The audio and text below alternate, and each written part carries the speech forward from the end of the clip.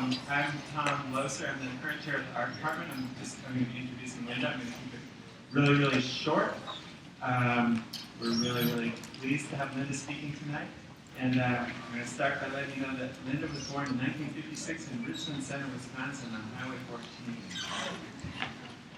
14. But she's had an amazing career. Her weekly comic strip ran in alternative newspapers across North America for 30 years. She's published many, many books. I have a sort of a personal introduction to Lynda, which is that my wife has always really, really loved Lynda Barry, and we've always had piles of Lynda's books around the house. And I would look at them and I was like totally mystified by them. I couldn't make heads or tails of it. And then one time we were in New York, and Lynda had a play that was playing basically in the Broadway neighborhood. And my wife took me to see that play, and we ended up with front row seats. And it was just absolutely fantastic. The play's called Good Times Are Killing Me, and it was totally transformative. So that was in the early 1990s, and I've been a huge fan of Lynda's ever since then. I've opened the books and I figured out what's going on in the books. And the thing that's amazing is that I never thought that she would become part of the UW Art Department. So that's been a really wonderful thing to have her come first as a Wingate artist in residence, teaching classes, and then we've kind of kept her going for a semester, and then we're finally able to put together something so that she's really an ongoing part of the art department faculty. So please join me in welcoming Lynda Barry.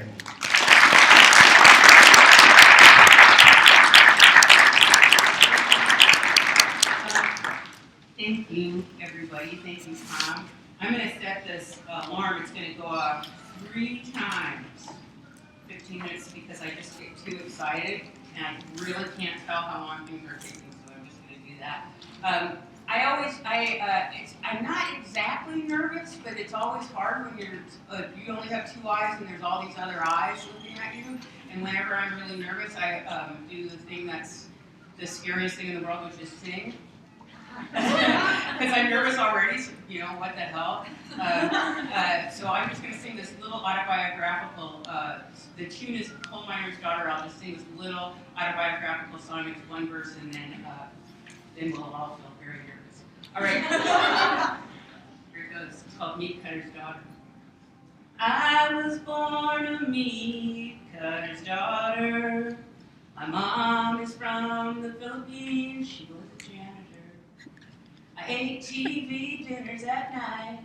I grew up by the TV light.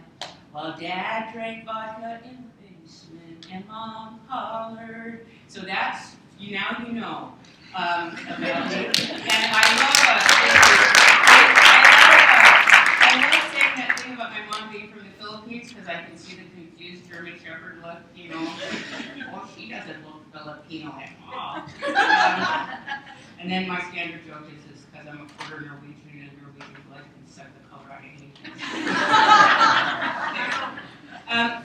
I wanted to talk to you, I started, I guess I would say that I was a practicing artist by the time that I graduated from the Everett Free State College in Olympia, Washington. I graduated in 1978, and it was there that I met my teacher, Marilyn Frasca. You'll be seeing a picture of her in a little bit, who asked me a question. That's the question. What is an image? And I was 19 when she first asked me, and this little question, trying to answer this question, has led to everything that I've ended up doing. And I'm just going to give you a really brief idea of what an image is. Marilyn's idea was that anything that we call the arts contains something that she called into sort of alive. It's there in a song, it's in a book, it's in a painting, this odd animating spirit. And in the work that I've done since then, I would also say that it's in any toy or object that kids are very attached to. And that we start our relationships with images very, very, very, very young. You all have known a kid, or maybe you were one of those kids that had a blankie. You know what I'm talking about, a blankie? I always think of that as the first artwork, because it really is a piece of cloth, but it also contains something very important that the kid somehow put there, and this happens before we're able to speak. So here's an example of how important those things are and how extraordinary they are. Well, again, so I started to get very interested in kids and how whenever you see them, they're always carrying something. I saw a kid at the airport carrying the leg of an Incredible Hulk doll. That's all he had, was legs all I need, man. He could make the rest of the Hulk doll come alive just from that. And I had these friends who had, this is another thing about an image. I would say an image isn't alive and it's not dead. It's something in between. Same thing if you go to a kid. If I say the kid has a little bunny and has been carrying it around for a while, and you say to them, "Is your bunny alive?" Well, they know the bunny's not alive in the way we're alive. It's like, and they also know that you're just kind of being an ass asking that. But if you say, "Well, is your bunny dead?" It's like, hell no. Like, don't ever talk about bunny that way. Bunny's not alive or dead. Bunny's something in between. I'd say that's also true of imaging. So I have these friends who had a little girl who was attached to an object that everyone who saw it agreed it was the ugliest toy ever. It was a stuffed banana with big blue eyes and little dangly arms, Mr. Banana. And she was crazy about Mr. Banana. So when she's 1, before she could talk, Mr. Banana, that was cool. 2, that's still okay. 3, that's all right. 4, Mr. Banana's looking pretty gnarly, looks like a junkie. Parents are kind of embarrassed about this child. And then 5, now it's getting really embarrassing. And so they had this idea that they would break her, wean her off of Mr. Banana. And they clearly hadn't read any child psychology because they decided they were going to do it while they were on vacation. So they go to London. And their plot was to have, whenever they went out for the day, Mr. Banana would stay in their hotel room. And so on the first day, they broke that to her, that Mr. Banana wanted to stay, didn't want to go out. She looked at him like, well, I wasn't there, but I was imagining it. She looked at him like, how do you know what Mr. Banana wants? And, but they convinced her to leave him behind. They went for their stroll. I always imagine them looking at each other like take care of this. And when they got back, the room had been cleaned and Mr. Banana was gone. And I always loved hearing this little bit of like, Mr. Banana. It's like, y'all don't even know Mr. Banana. Like, no, not Mr. Banana. But you do know Mr. Banana, right? You know that this is a bad thing. So she starts screaming, losing her mind. Both parents realize this has been a really horrible thing that's happened. My friend calls downstairs, and luckily the concierge also understands Mr. Banana.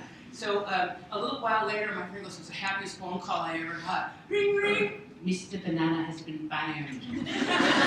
Right? Open the door. They're carrying what once was like a junky-looking banana. Now it looks like gold.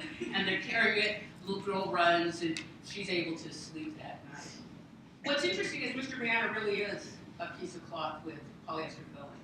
He also really is the thing that's going to make the difference in whether she's going to be able to sleep or not that night. And this is something that human beings have done for a really long time. And so I'd say Mr. Banana contains an image. That's one way to explain it. Another way is I'll just show you how it feels. I want you to think of your first crush, the name of your first crush. I'm going to count to 3 and we're just going to say their initials. Ready? 1, 2, 3. TM. Let's do it one more time. 1, 2, 3. TM. Okay, now you're crushed from 3 crushes ago. Do you feel the difference in your brain? One is right there, ready to come forward. The other one is thinking. One is an image, one is some other kind of thing. Another way you know it's an image, if all you really are saying are 2 letters of the alphabet, but I look at you and you're all going, you're like, JR, TM. So an image also feels sort of alive, but we'll go through these things now. What's an image? When images come to us, where do they come from? It's drawn by Saul Steinberg, who was a big influence for me.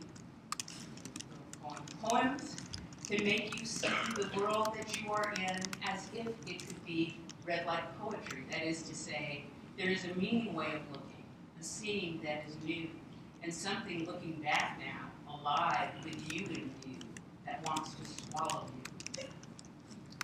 There's a song called My Mind's Got a Mind of Its Own. There's my husband, Kevin. We live on a little farm about an hour south of here. There's him going, "What's wrong, hon?" And I go, "Nothing, I'm just moody." "How come?" "I don't know." It's a good way to put it. You want to walk in the grove? Yeah, but no. Which means, I don't know. The thing I call my mind seems to be kind of like a landlord that doesn't really know its tenants. "Come on, just walk." "I don't even know what's bugging me." Who's playing that music? That song I say is stuck in my head. Which apartment are they in? Are you worried about your book? Well, there's my book, The War, The Laundry, things I said 15 years ago, the environment, my double chin, unanswered mail, what an ass I am, what a dirty house we have, and I've had the song Goodbye Yellow Brick Road playing in my head for days. Where do sudden troublesome thoughts come from? What about you? He goes, oh, for me it's tornadoes, family, all the wood I still need to cut. And then there's this kind of K-Tells collection of my 25 greatest screw-ups of all time. I play that one a lot. Oh man, I know, I'm still cringing about stuff I said when I was 9. Why is there anxiety about a past we cannot change? The top of my mind has no answer for this. But there's another part of my mind which seems not to know what year it is at all. I mean, I find myself arguing with my head with people I haven't seen in 15 years, or apologizing, or just trying to explain. It's like there's a part of me where it's all still alive. This is the kitchen of the house I grew up in. There you can see my Filipino relatives, and I'll show you a picture of me and my cousins. See if you can pick me out. That's right, I'm the one with the homicidal tendencies toward dolls. But I grew up in a extended family. My dad married someone from the Philippines, and he split. And so I grew up, these were all my cousins. And the most important person in my life was my grandmother, who was a storytelling woman, and her whole philosophy of child rearing was based around the image and around the story. This is an example. You know, Lynda, God has a castle for you in heaven. It's for you. It's made of gold bricks. Oh, it's beautiful. But every time you're bad, it's whatever. And your castle is getting very small.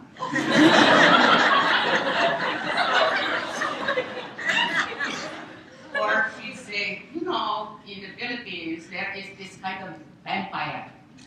It's a very special vampire lady. She's beautiful. Oh, no, during the day she's a dog. She's not so pretty, but at night, she's beautiful. And she takes her legs off, and I'm like, takes her legs off? I was imagining leaning them against the wall. She takes her legs off, and then she's flying in the air. She's flying, looking. She comes to our house. You know, sometimes you see the TV jumping. Her name is the Aswan. She's up on the antenna. That's how we know. She's here. And you know, at night, everybody's sleeping. She comes in our house. And she's crawling on the ceiling. So you can't make that shit up. You know? She's crawling on the ceiling and she's looking. Oh, she comes to your bedroom. And she comes into your room. And she's crawling over the bed. And she can turn her head all the way around. And now she's looking down at you. And she has a long tongue with a needle on the end. And she is lowering it to suck your blood because you don't take up your clothes. So I feel very fortunate to have had somebody who did that kind of child work. And it was a big influence on me. Another big influence was a clown that was on TV when I was a kid. Almost every local station had a local clown. This guy was named J.P. Patches, and he lived in a magic house. And his partner was a drag queen named Gertrude. And in the 60s, nobody thought that was any kind of problem. And I loved them dearly. And I often look at these two and see, those are my parents to me. My real parents weren't that interesting, but these two, when I see them, my heart leaps. Like my mom, what's my dad with the crown on? And then my mom with the nose. When I was little, I played a certain staring game that seemed to have invented itself. I pulled myself as still as I could, and they'd make my eyes like a toy's eyes that don't move, and I would wait. And I would wait. I would wait for the other things in the room to forget about me and begin to move. My mood seemed to have a lot to do with it. I'd have to make myself very calm and very friendly, the way I would when I wanted a shy animal to come to me. And I knew I had to be patient and willing to wait for a very long time. We lived in a trailer then, and any pictures that we had were taped to the walls, and sometimes they fell, but this isn't what I mean when I say that they could move. I believed there was another world that would show itself to me in the smallest ways. The gray kitten in the picture by my bed would accidentally blink his eyes. The girl in the picture would breathe. And I believed there was another world, but I only noticed it when it became harder to get to. There'd been a time when a toy elephant was as alive as a real rabbit in the grass. I didn't know there were different kinds of aliveness, two worlds contained by each other. Something can only become an illusion after disillusionment. Before that, it's something real. So what caused the disillusionment?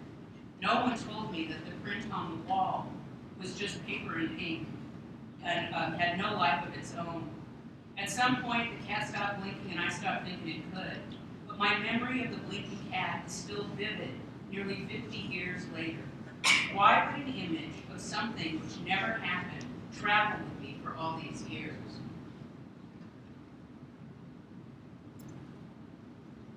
Imaginary enemies are not hard to conjure into being. Adults are especially good at it and able to create them and unite against them for ages. The friends are harder to come by. Singular and elusive, they do not appear for others and they do not stay. Mine didn't. The memory stayed, but once I knew the blinking cat could not really blink, it was just paper and ink, I never saw my friend again. Not in the outside world, anyway. The paper and ink have conjuring abilities of their own. Arrangements of lines and shapes of letters and words on a series of pages make a world we can dwell and travel in. I traveled up the mountain as Heidi. I slept on a straw bed in the hayloft, and I heard the high wind in the trees, and I despaired for my future there, not knowing what was to come. I remember it like it happened to me, and I suppose you could say that it did. There are certain children who are told they are too sensitive, and there are certain adults who believe that sensitivity is a problem that can be fixed in the way crooked teeth can be fixed and made straight. And when these two come together, you get a fairy tale, a kind of story with hopelessness in it. I believe there is something in these old stories that does what singing does to words. They have transformational capabilities in the way melody can transform mood. They can't transform your actual situation, but they can transform your experience of it.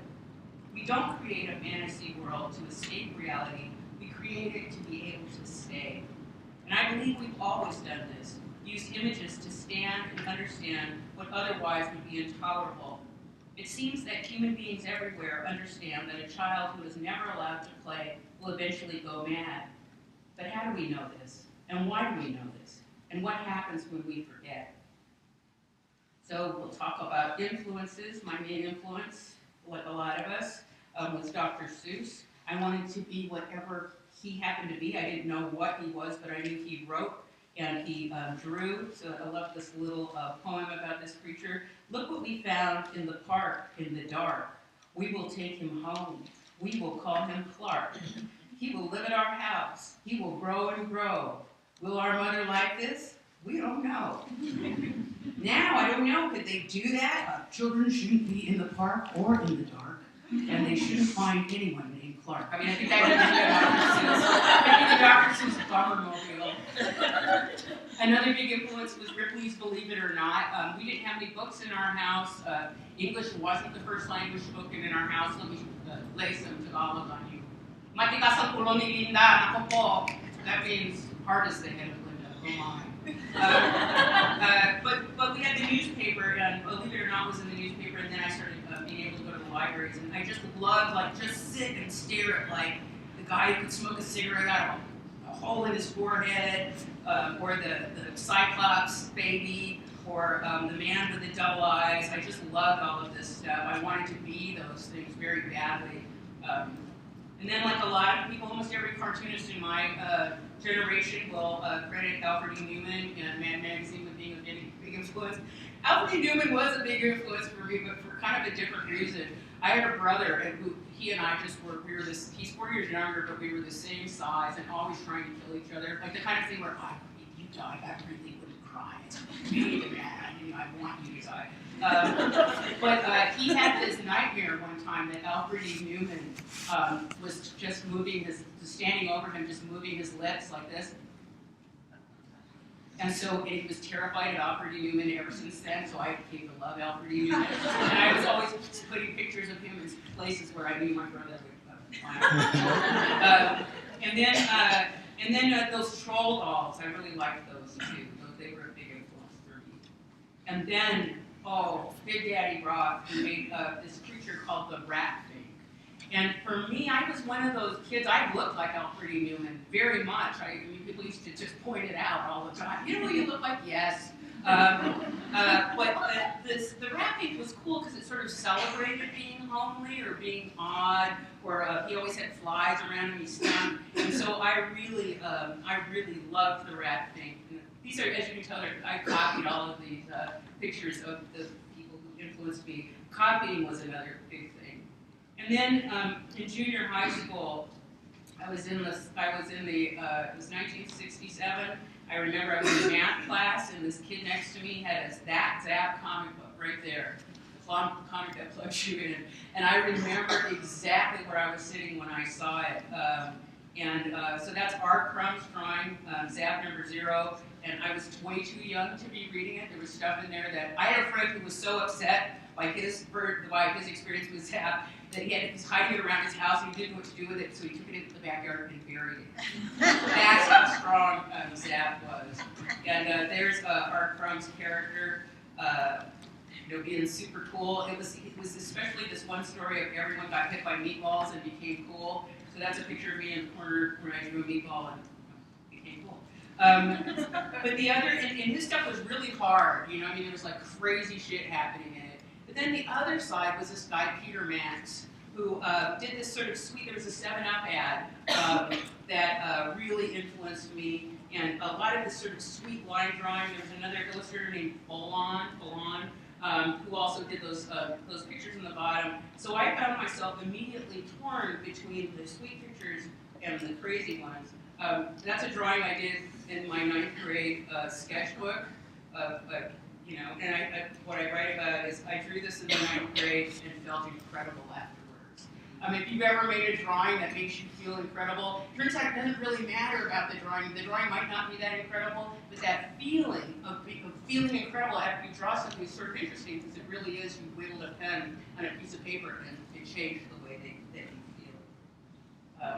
So that was my, I was always torn between this sort of being sort of this sweet person or I guess a fucker. Then there were some other influences, it's Mary Kay Brown, these are people you don't hear about anymore, Dan Wilson, that's a picture of me when I graduated high school in 1974, and went to the Evergreen State College, and that's where I met my teacher, Marilyn Fresca, who asked me that question, what is an image? That's what she looked like then. This is what I looked like then. Here's what we look like now.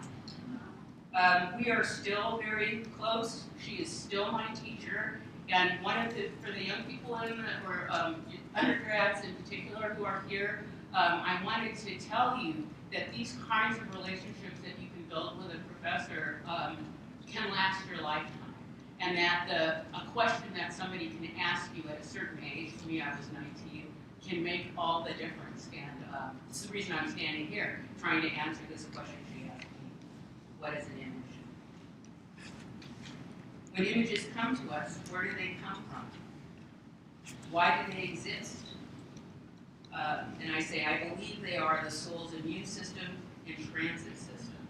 And I'm very interested in what I think, I believe that our relationship with images has an absolute biological function. And that's one of the things that I've been chasing down. It's one of the reasons I came to the university because I had gotten as far as I could in my own practice. And I really needed to be around other people who were working with images to get even a further idea. But let's go back to the punk rock days. This is my first book, Girls and Boys. That was, I think it was that came out in 79, so that's what my drawing looked like in 1979. And I did comic strips, if I'm known for anything, as an alternative cartoonist, it's that I started doing comic strips about kids that were sort of upsetting. This one is, yuck, why do I gotta be partnered with Vivian Stinkface? She smells like pee. All right, class, I want you to take your partner's hand and walk in a straight line.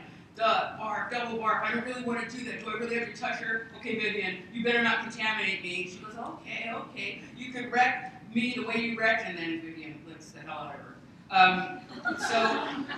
those were the kinds of comic strips I did. Or I did ones about kids that were very depressed or kids that were having a lot of problems.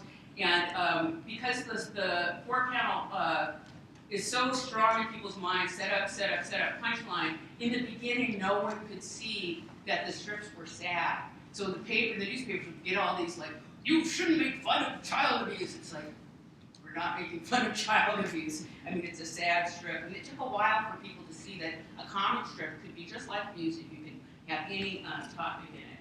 Then it followed a bunch of books. I'm just going to show them to you really quick. There's like way too many. Let's read this one. That's The Good Times Are Killing Me that Tom was talking about when he introduced me. This book came about because I became a painter. That's what I thought I was going to do when I graduated from college. Marilyn was a painter. And I did these dioramas, and they're, that's Henry Fontenot. This is a Cajun band, some people that I know down in Louisiana, although they're not alive anymore. But I was really interested in, I thought I was going to be a painter, and I did this series of I was writing American musicians, and I made little frames, and they were shadow boxes, and I loved doing them very much until one day at a gallery, and my shows, I mean, I was like one of those people who, was successful, and my shows would sell out. But one day, a woman came in, and it wasn't this painting, it was another one, and she was very wealthy, and she was looking at it, and she wanted me to tell her tell me about the painting. And I said, I can remember exactly what I was watching on TV when I made this art. And her face just, like, she goes out. The gallery owner, took me in the back and screaming at me like spitless wine. Never tell them that you watch television when you're making art.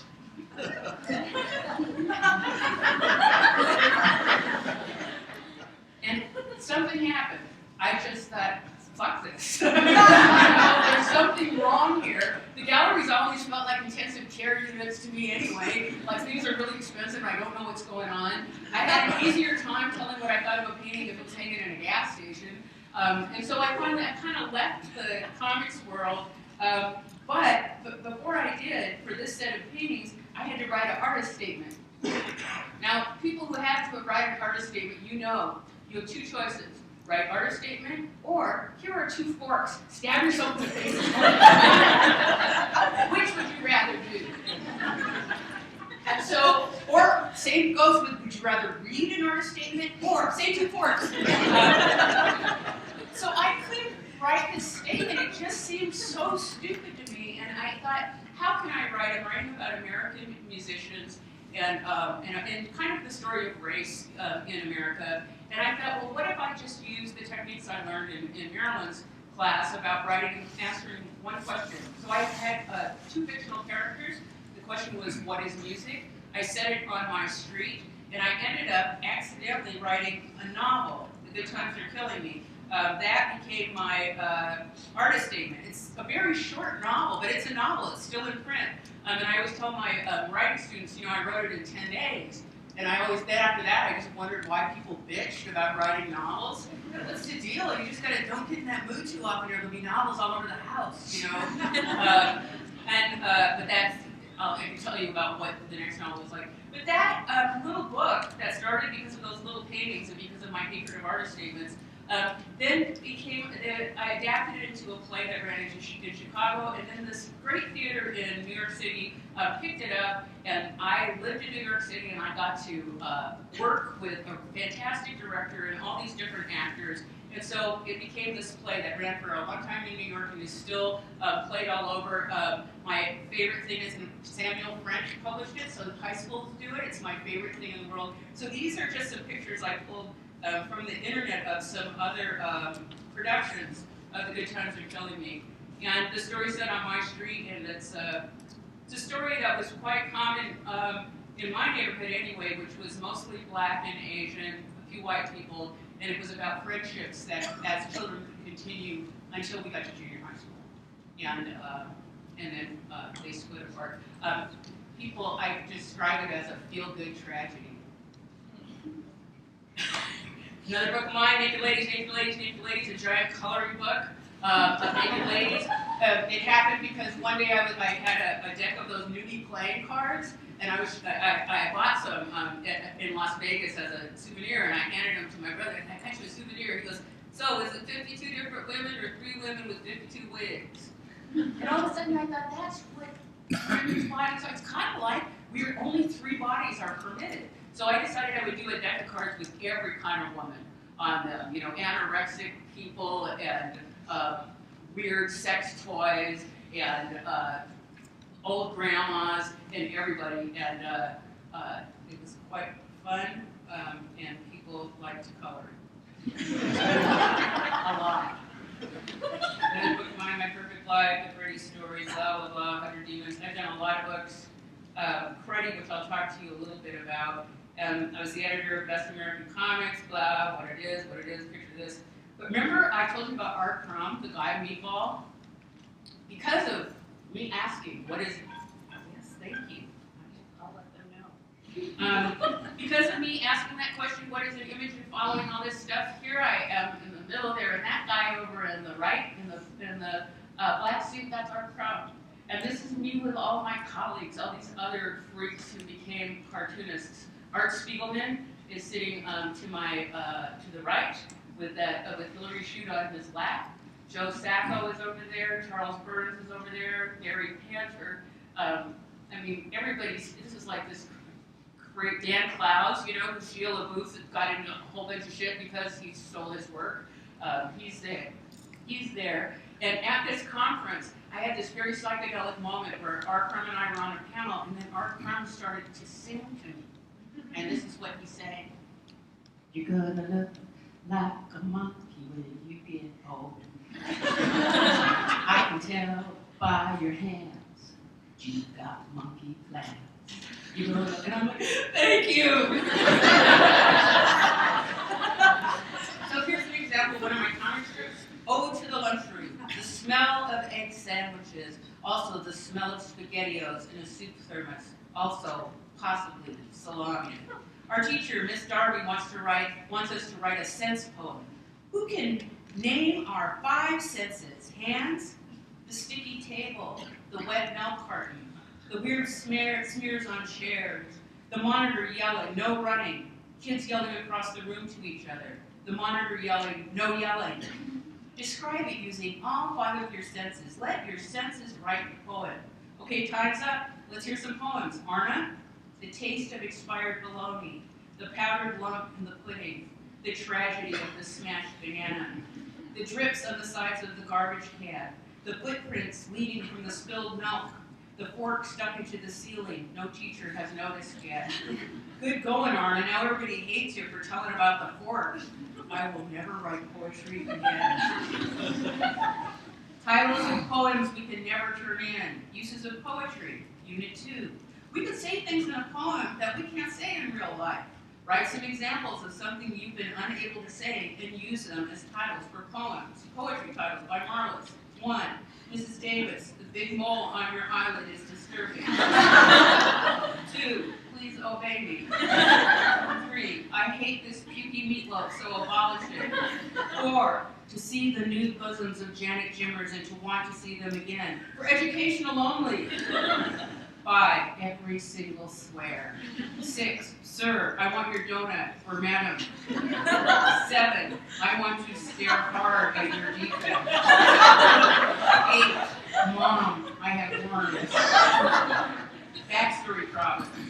Mark counted 6 eggs in each of 3 cartons. How many eggs were there in all 3 cartons? Why is he counting eggs? How come he only got half used eggs, used cartons of eggs? What's his feelings on eggs? Kathy needs 7 pieces of string, each 3 feet long. How many feet of string does she need altogether? This is a very weird amount of string. Kathy used the string for real, but she's one of the undead. Mike sold 13 boxes of soap Tuesday and 18 boxes of soap Wednesday. How many boxes of soap did he sell altogether? Soap. This seems so fake. A guy sold boxes of soap. It could be something else in the boxes. Could be Mike's a secret agent man with fake out soap. Sue put 5 pictures on each of 5 pages in her picture book. How many pictures did she use? why even ask this? Is it a trick question? Are the pictures evidence? Is Sue trying to warn us of a zombie raid? Is Sue still alive? So, well, now we'll cut to the present. So I have a little, again, asking this question of what is an image. Now I actually have a lab at the Wisconsin Institute for Discovery called the Image Lab. You're welcome to drop by anytime. It's on the first floor, northwest corner. You'll know it right away because it's always loaded with pictures in the window. And I get to actually work with, in this last week, I've worked with toddlers all the way to PhD students in that lab trying to answer this question, what is an image? And also my beautiful, beautiful, awesome students in my Making Comics class and my Write What You See class here. So that's one of the posters for my class, and we were trying really hard, and I still think it can happen. We were able to get, students could take the class to get credit for either English or art. When we almost got our science number, we weren't able to do it, but I have a feeling that we'll be able to do that soon. That's my dream, to be able to teach a class, and we're doing all this stuff, and you get to choose what you want credit for. And I became very interested. I am most interested in this thing. I call them the original digital devices. Check them out. Biofuel, wireless. You get 2 of them. They're fantastic. And I'm very interested in this whole thing, that the difference between what happens when we're writing by hand and when we're using a computer. And I'll talk about that in a minute, but I just want to show all this. This is a very old symbol. Some people call it the hand of Miriam.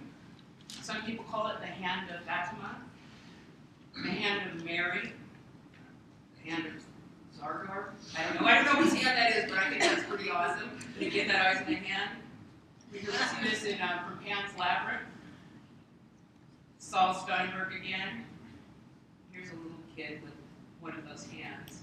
And a little kid who comes to the Image Lab on Science Saturdays. So when I was a little girl, I found my baby book. They don't have them anymore. Mothers put stuff on Facebook or whatever. But there was a little line in there that said, the day that your baby discovers her hands. I'm like, what the hell is that? Discover her hands. So I looked it up, and sure enough, let's see if you can get this to go. Let's watch this baby.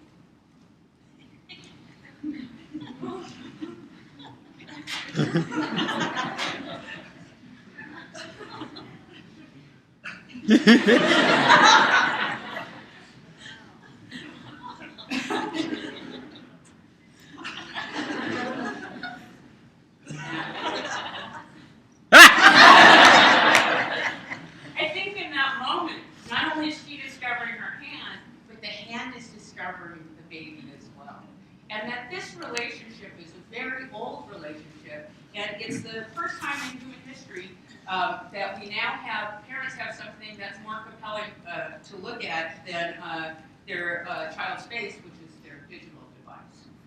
And it's one of the things I'm very interested in about this lack of eye contact with babies and mothers. There are moms who are nursing, and I'm looking at their iPhones, and there's this feeling that, there's a lot of science behind why eye contact and hands, and all of these are very, very important to our emotional development. So it's going to be interesting to see what this next generation is like. I oftentimes time mothers and children, or fathers and children, when they have a device. I time eye contact, and it's astonishing how a parent may feel that they're in contact with their kid, but I see stuff that's amazing, like a mom, of course, she's on her little iPhone, kid's right next to her, and they were at breakfast, so I'm timing them. And all of a sudden, the kid keeps trying to get the mom's attention. She's not having it, so he picks up his bacon. He's about 5. He picks it up and he goes, "I'm gonna eat you." Right? And then he does the bacon. No. And I'm watching like, how's this gonna shake out? So he's riveted. The bacon's riveted. I'm riveted. The mom, who hasn't been paying attention at all, she just suddenly looks at him and goes, "What are you doing? Put that down." And then goes back to her phone. And I feel that that's exactly what happens to us when we're in a creative act. That we make something, and a part of us goes, "What's that for?" And you're just wiggling bacon. You have no idea what you're supposed to do. So I got very interested in this hand stuff because because I told you that my the first book that I wrote in 10 days. The second one, 10 years. 10 years. 10 years. Until I was in my studio doing this. All right, if I was doing this, what would I do? It was me. Clue number one. You've done that, right? Okay, if I was going to do it, it's like it is you. My problems were, the main problem was I started to read books on story structure. It never occurred to me, it took me a long time to figure out that the only reason you can write a book about story structure is because story structure is already there. It's like thinking, you know, if we did it backwards, it's sort of like thinking the only reason we have teeth is because dentists exist. You know, it's like the other way around. Story structure is there, it's been there, it was there before written language. And at that same time, I was babysitting a little kid who was 4 years old, coming on 5, good storyteller, couldn't write yet. And I said, Benny, you want to tell me a story? I'll write it down. He goes, yeah. And so he goes, once. So I write once. And he goes, on. And I said, you know, I can write really fast. You can talk as fast as you want. He wasn't having it. He was going to wait to give me every word. And when he was done, damn it, that didn't follow classic story structure. It was a 3-act. The main character went through these motherfucking changes. Came out a different guy at the end. The evil guy didn't. I'm not looking at him going, this Joker can do it. And so I go back to my studio and I'm thinking, maybe slow's the way out. What's the slowest way you can write a novel? It's like frosting. Frosting is the slowest possible. That's too slow. Second slowest was a paintbrush. And so this is a manuscript page from my book when I decided to write it with a paintbrush. After 10 years of getting nowhere, I wrote it, the first draft in 9 months with a paintbrush. Slowest way, fastest way. And so, and that's a page. That's the page, and here's the book. Ready? It was funny. I knew when I called it cruddy that I was just baiting some reviewer. Cruddy. It is. I also had, and it's a very. I also was trying to write this book that had this uplifting social purpose, which is also a deal breaker. You know, your images won't show up for that shit at all. But when you start stabbing people and murdering people in your stories, it seems like I had all kinds of ideas after that. And I remember this woman coming to me at a book signing, and she put the book in front of me. She goes, "Why?" My favorite thing. I said, "It's an awful book." She goes, "It is." And I said, "I'm an awful person." So what's cooking in the image lab? There's me as my avatar, then here's a monkey. Here's the outside of the lab, that's how you'll see it.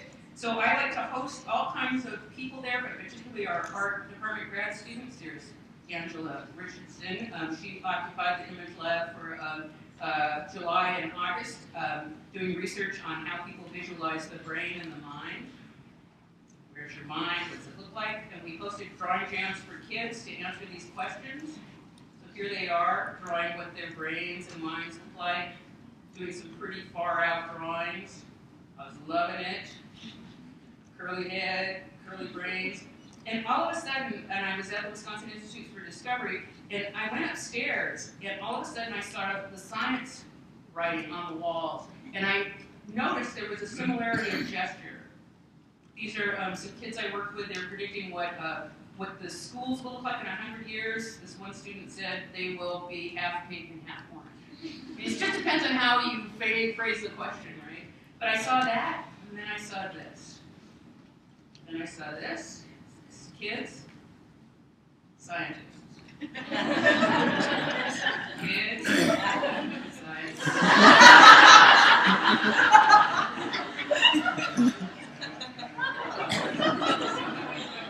And I really felt like I was in a coma and dreaming this whole thing.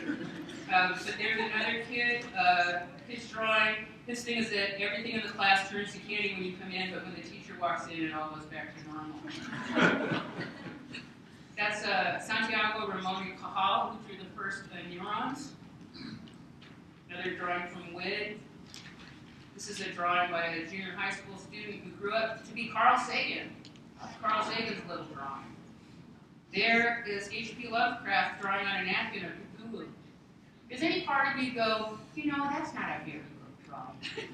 I mean, that's there's something about this kind of drawing where good and bad just doesn't come into it. Rabindranath Tagore, who's one of my favorite poets, he's a Bengali poet, that's how he edited. Instead of just crossing stuff out or copying and pasting as we went on a computer, he drew all over things and made pictures. And that's Richard Feynman. If you know his work, he's an astonishing scientist who has figured out so much, and that's his drawing. And that's one of my students, one of my kids' students, the boy teleporting. So now I'm going to read you this. Let's see how we're doing on time.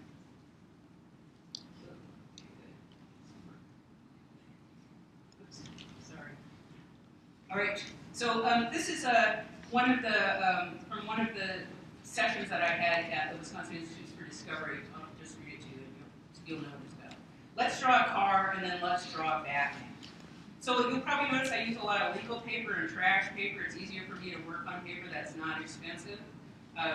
There's something beautiful in the lines made by people who stopped drawing a long time ago. And there's something curious about how scared they are when I ask them to draw a car for 2 minutes or 1 minute. It's an exercise from Cartooning, Philosophy and Practice by Ivan Brunetti, that I sometimes use during the first part of a workshop I teach called Writing the Unthinkable. Draw a car, even if you don't know how, just to see what happens. And what usually happens is this kind of involuntary laughing that sounds like the laughing of people who are about to enter a spook house ride. Just how scary is this ride going to get? Your car begins to take shape, and the shape it takes seems out of your control, and there's a thrill there, and a terror too, that becomes especially evident when I ask people to stand up and look at each other's drawings. All we did was draw a car, but suddenly the room feels like it's on fire. Why? Some of the cars are quite far out, and some of them are barely there, like phantoms made of ghost lines. Others are more certain, and some seem to feel their way in. The same thing happens when I ask them to draw Batman. Sometimes someone knows how to do it, but mostly they are not sure of the way, because they only have a limited amount of time to do it. Thinking it over can't come into play, and a natural kind of picture comes about, like this, and this, and this. And sometimes we say this kind of picture looks like a kid drew it. And people are dismayed by this and even ashamed enough to destroy it immediately. But what if the way kids draw, that kind of line that we call childish, what if that is what a line looks like when someone is having an experience by hand? A live wire. There's an aliveness in these drawings that can't be faked. When I look at them, that aliveness seems to come into me, and I'm glad to see and feel them. Real aliveness of line is hard to come by. When someone learns to draw, to render, it's the first thing that goes, the aliveness. And it's what some artists spend their whole lives trying to get back. The spook house and the merry-go-round are two different rides. When we say a kind of drawing is good, we may be talking about a certain kind of ride everyone can stand and understand. Though the thrill is gone, it's nice, the ride on the merry-go-round. And then there's that other ride, the spook house, the one with all the not knowing that both scares and delights us to bits. The little bits of line that are on the that are the tracks we traveled on while screaming and laughing because we have no way to control the outcome, and we're in motion anyway, creating some kind of energy that still runs through the drawing even after we've lifted our hand away. The pictures you see here were made by 35 adults who were together for one afternoon in the fall of 2012. I asked them to leave behind any drawings they didn't want. I colored them in, you power them on. One of the exercises we do in the Making Comics class, but I actually do with anybody, is to draw characters from memory in 30 seconds. So tell me, just shout them out, who's that?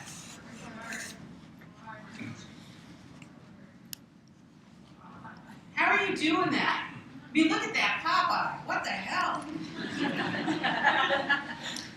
So, yeah.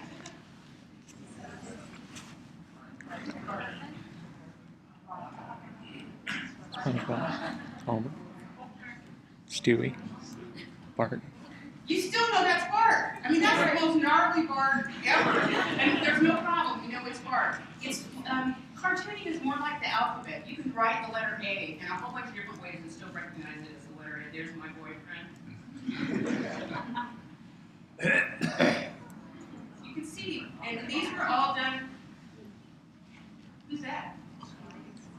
And you know it's Pigpen! How the hell do you know that's Pigpen? When you know that Schroeder, okay, that's Schroeder, but what the hell? People? And so what's interesting to me is that even people who feel like they can't draw and only have 30 seconds can do this. Here they all are. And that's by Paul Klee. That's by Matisse. Here's Saul Steinberg. This is a person who had his sight restored after not being able to see since he was 10 months old. He was 50 years old. This is 48 days after he was able to see driving a car. That's Jean-David Dubuffet. More scientists writing. Here's a guy again, 48 days after he was able to see, drawing. I showed some of this stuff to some people who were, I gotta say, maybe not prepared for this kind of drawing, but they just told me it was bad drawing. And I thought that was astonishing, considering this guy had only been able to see for 48 days. And that drawing's not that good. Okay, how about this one then? These are people who survived Hiroshima. Is there a part of me that's going, that could be such a better drawing? No, there's something about drawings in and of themselves, the way they are, the way they're made, that are enough. Again, these are Hiroshima survivors. So there's lots of these pictures. Anyway, it's the Image Lab. It's another project we're working on. Skip that. So I'm going to show you how jobs often come to artists. Dear Ms. Barry, I'm thrilled you'll be coming to the National Book Festival in September. This was last September. Every year we produce a special blah, blah, blah. I'm hoping you might be willing to help us add an innovative new feature, which means will you do it for free? And what they asked me to do was write a full-page comic about the book festival. So I'll show you my method, which is one of the things that we're working on in the Image Lab. There's a PhD student named Ebony Flowers, who I've been working with for 3 years, who's invented this way of taking the way that I teach autobiographical and fictional writing and adapting it for academic papers and expository writing. So it involves lots of just doing this kind of stuff, and then I get to the point where I don't like to plan things out ahead of time. I do everything as the first draft. So there it is, and I was almost done, really happy. I got down to the last 2 panels, and I realized, no, that's not what the script is about. So I had to redraw it, but it wasn't a bad thing, because all the time I could have spent just sitting there like the thinker, it was still faster to do a finish and then do another finish. So it's called On Beyond Literature, and I'll read it to you. First book. First book we needed read to us a lot. Not again. One more again. Again. The very boring butterfly. The first book we scribbled in, and no, we do not write in books ever. The first books from the library. You can check out 6 at a time. They're due in 2 weeks. Returning them. Don't you want other kids to have a turn? No! The first author we went crazy over. That's the last one. You read them all so fast. The Little House on the Everything. Got it. The first series we finished. Can't she write more? Well, no, because she's what?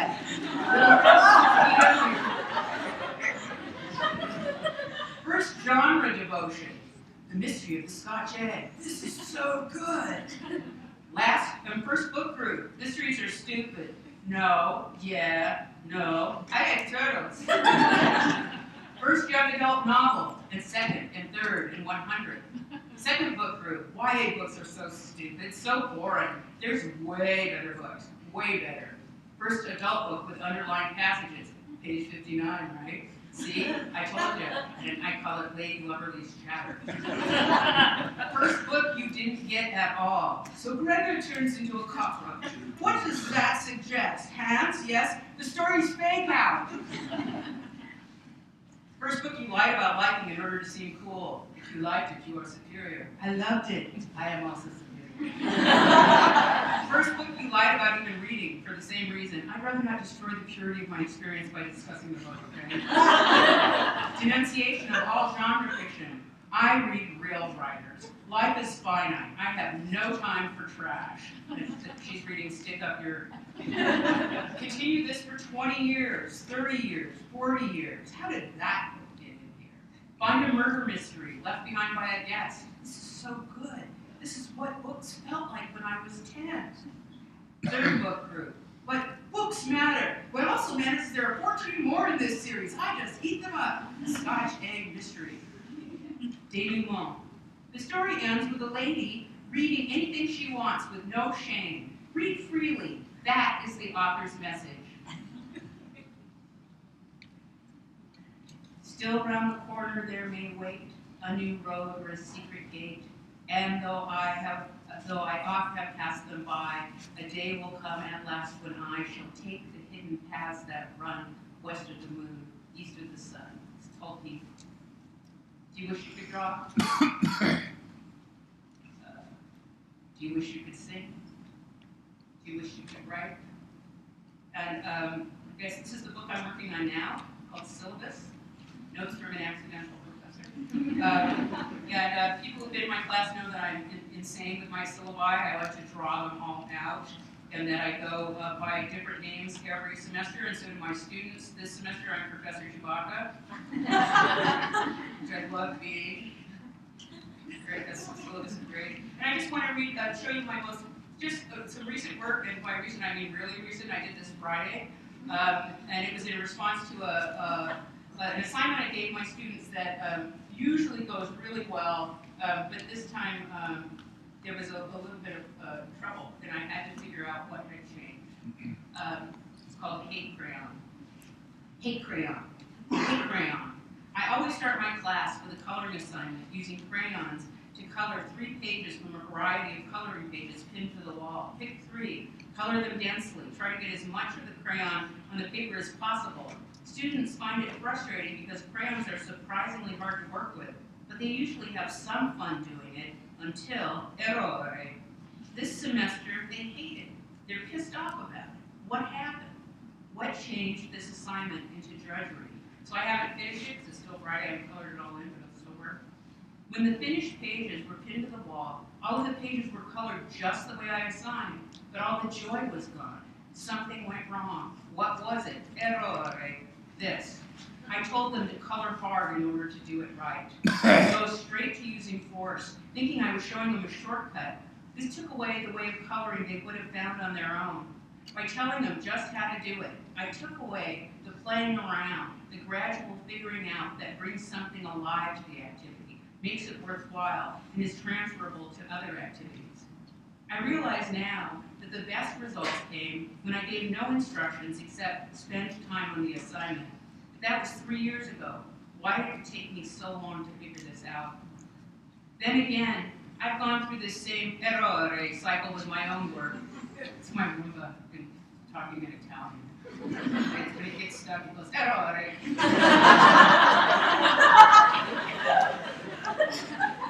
I'm always losing what I mastered. It's in all the fairy tales. The 2 clever brothers and the youngest, who's a simpleton. The brothers take shortcuts, but the simpleton wanders, gets lost, encounters otherworldly beings. He treats them fairly, takes them seriously, and by his very nature, I have lost my way. He gains the kingdom in the end. Why do we tell this story over and over again? Does everyone everywhere tell it? Lead the way. I need to do a dance about it. Hate Crayon. Sing a song about it. Wesley Willis style. Hate Crayon. Hate Crayon got on my nerves. It was running me amok. It ridiculed me, calling me a bum. It came out to wear my patience. 27 people got in a fight with Hate Crayon. Hate Crayon knocked him to the ground. Hate Crayon knocked me to the floor. You help Hate Crayon. You help me remember to forget the fastest way to do it, the most efficient way to do it. Because the fastest way is the slowest way. God save the king. Rock over London, rock on Chicago. And if everything goes well for me, this is what I'll look like by the time I get tenure. And that's what I'll wear on that day. So now you have essay questions. I have a couple of them for you. If you get a choice. Here your paper. It's very exciting, you know. Teaching has brought me some auditory thrills. And one is hearing people move paper around. And the other is we use a lot of tape in my economics class. You have tape, you know that sound of people doing. I told my students that that's, if I die, I'm not really going to, but if I do, that's the sound I want at my funeral. And crying. Okay, so here are the 2 questions you get to choose. One is, what is the language that language is based on? And then I say the word for anything at all can can be said in many languages because the word for something is not the thing itself. So what's the language? Language is based on? Well, there's three choices. So that's one. What's the language? Language is based on? Or you can choose what is and where is your imagination. And when we imagine things we don't want to imagine, why can't we stop ourselves? The last one, though, is the one I hope you'll pick.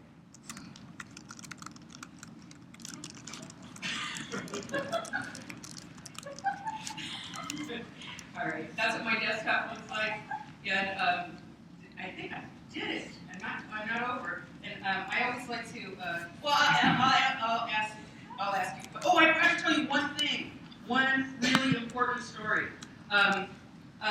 If you hold my work in any kind of esteem after seeing this, I'm about to change that instantly by telling you who my favorite cartoonist, my favorite comic strip of all time is. It's Family Circus.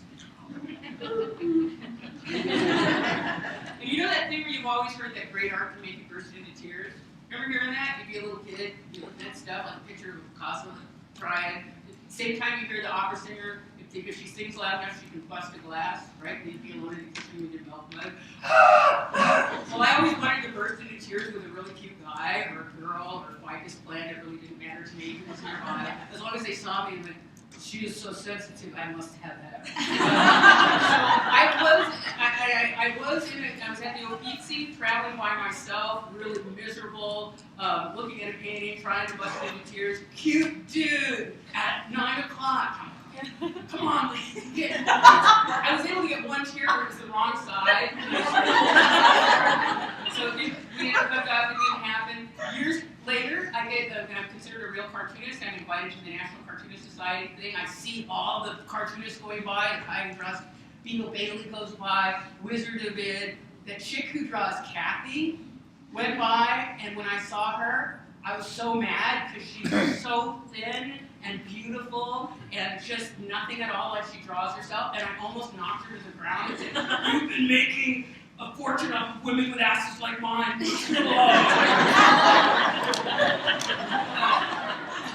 But then I saw, somebody said, "Do you like Family Circus, right?" And I said, "Yeah." Well, Bill Keane used to draw it. He's passed away. In a lot of cartoonist families, the sons or the daughters take over. So Jeffy, Family Circus, he's now the thing. So they said, "Well, this is Jeff Keane," and I went,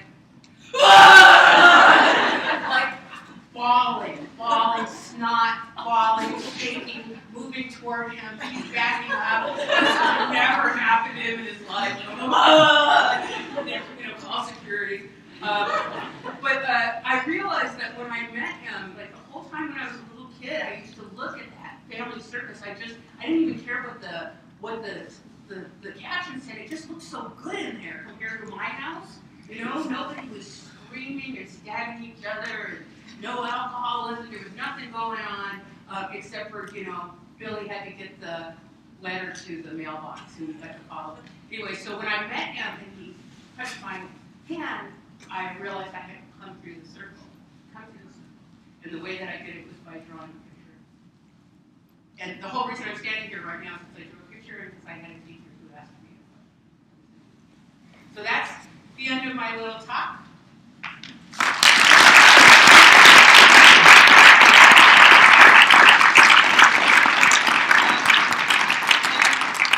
guess I'll ask if there are any questions. One question. No, good. And so I'll sing the song as the heroes have questions. Yeah. Do you think it's possible for someone to make something you wouldn't like to look at? Something that, yes, oh God, yes, it's very possible to make something that I wouldn't like to look at. Lots of things I can't look at. So as you're leaving, I'm just going to do my party trick, which I've retired, because I can sing with my mouth closed, and I'm going to do it for you now. It'll take a year off your life if you watch, so you can run it out. From the image part of me to the image part of you in here, it goes. Ready?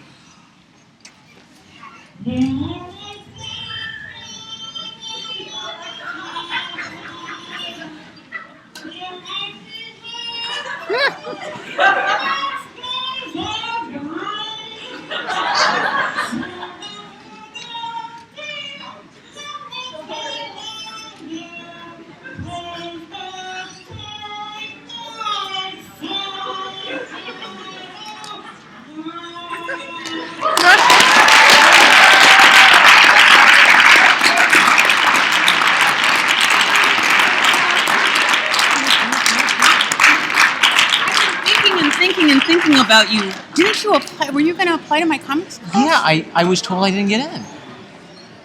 Tell me your name. Joshua Duncan. Joshua, I didn't get an application. What? I put it in your mailbox. Yeah, I know, and I've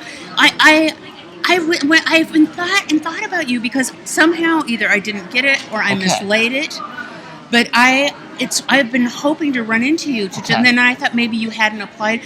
What year are you? I'm a first year. Okay, will you apply again? I will, yes. You are in. Okay. You are in. Good. I was thinking that it must have been older students. Got it? Okay. No, not at all. I mean, I really, when we first met, I just felt a real connection. Yeah. And so I'm just, when I saw you, when you asked that question, I was so happy to be able to tell you that.